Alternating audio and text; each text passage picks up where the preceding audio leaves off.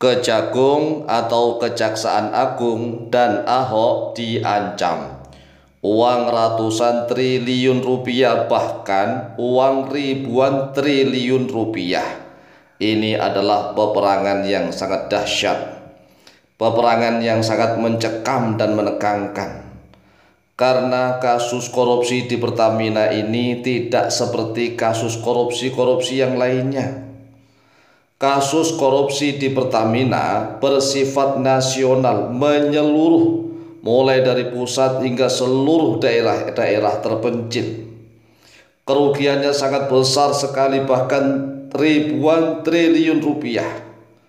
Kemudian melibatkan para pejabat tinggi negara, melibatkan para politikus-politikus serta bos-bos mafia migas kelas kakap. Sehingga kasus korupsi Pertamina ini sangat mencekam dan menegangkan.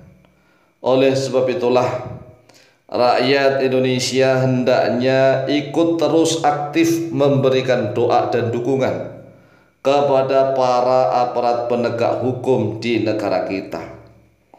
Karena Pak Presiden sendiri, Bapak Presiden Prabowo Subianto, baru-baru ini berpidato berapi-api.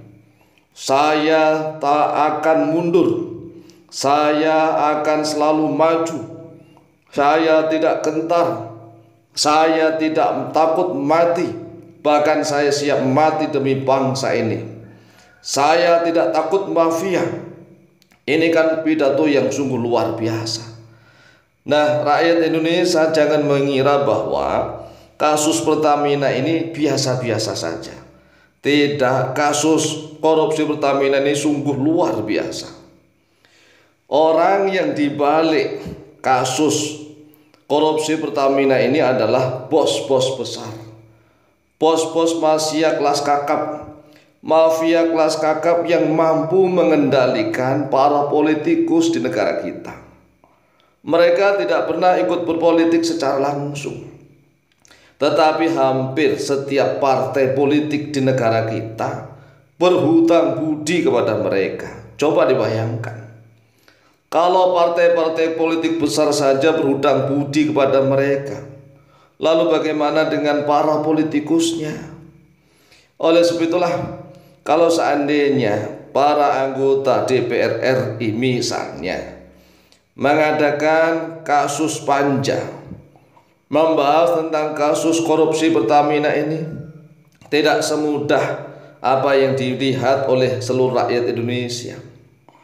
Karena memang dalangnya bos mafia migas ini sungguh luar biasa, mampu mengendalikan kebijakan di Indonesia. Mereka menguasai segala sektor. Walaupun toh wajah mereka jarang nampak di media, tetapi kekuasaan mereka seolah-olah mampu mengendalikan segalanya. Jangankan cuma Ahok, jangankan cuma Kejaksaan Agung, hampir seluruh aparat penegak hukum di negara kita bisa dikendalikan oleh mereka. Hanya orang-orang yang memiliki keimanan yang teguh, yang takut kepada Allah Azza wa Jalla, yang tidak akan mempan untuk dibayar mereka. Jadi ini adalah perang yang sangat dahsyat, perang yang sangat besar kepada seluruh mafia. Jika rakyat Indonesia perang dengan mafia kali ini menang, insya Allah Indonesia ke depan semakin terang benderang. Indonesia ke depan semakin bercahaya, sehingga presiden berikutnya, presiden ke-9, ke-10 dan seterusnya akan mampu untuk menjadikan Indonesia sebagai negara yang maju dan religius. Nah, ada orang yang masih tidak percaya. Memang uangnya para mafia migas itu seberapa, sehingga begitu ditakuti oleh seluruh komponen bangsa, ditakuti oleh para jenderal sekalipun. Nah, kita bisa melihat hitung-hitungannya. Kami akan menuntunkan hitung-hitungannya. Lihat layar kaca video. uang berkuasa. Cukup uang 300 triliun rupiah, 300 triliun rupiah, atau maksimal butuh 3.000 triliun rupiah. Para mafia minyak mampu menghancurkan Indonesia. Kalau mereka orang-orang yang benar, yang baik, mereka juga mampu membangun Indonesia.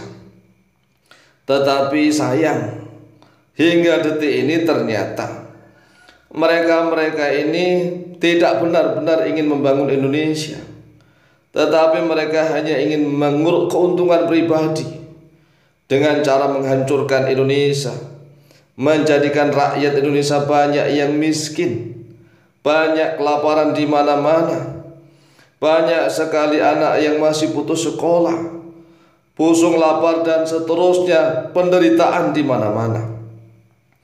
Nah, rinciannya adalah begini. Jika sampai saat ini penduduk Indonesia berjumlah 300 juta jiwa, sedangkan penduduk Indonesia sampai saat ini belum sampai 300 juta jiwa. Nah, uang 1 triliun rupiah, 1 triliun rupiah itu sama dengan sejuta juta rupiah. Sejuta juta rupiah, sehingga apabila para mafia itu menyediakan uang sebanyak 300 triliun rupiah dibagi 300 juta jiwa, maka masing-masing jiwa, masing-masing kepala penduduk Indonesia ini akan menerima 1 juta rupiah per kepala. Dan kalau seandainya dalam keluarga itu ada 5 kepala, ada suami istri, ada 3 anak, maka akan mendapatkan 5 juta rupiah. Nah, kalau uangnya itu dipersiapkan sampai 3.000 triliun rupiah, 3.000 triliun rupiah dibagi 300 juta jiwa, maka masing-masing orang akan mendapatkan 10 juta rupiah per jiwa. Ini seluruh Indonesia kebagian 10 juta rupiah per jiwa, seluruh Indonesia. Lalu bagaimana kalau seandainya uang itu hanya dibayarkan, dibagi-bagi kepada penduduk sejabodetabek saja untuk menguasai istana?